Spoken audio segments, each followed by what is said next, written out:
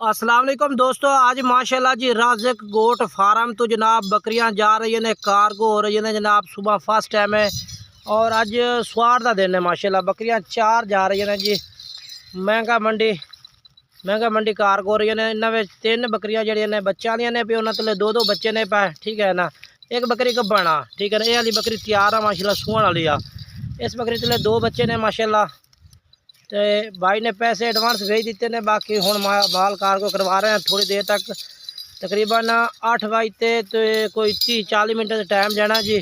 अपना महंगा मंडी कार्गो होनिया ने। स्वार का दिन सुबह फर्स्ट टाइम की वीडियो। तकरीबन इस टाइम का टाइम है भी कोई 7 बजते कोई 40 मिनट होया जी। इंशाल्लाह थोड़ी देर तक कार्गो करवा लगे बकरियाँ।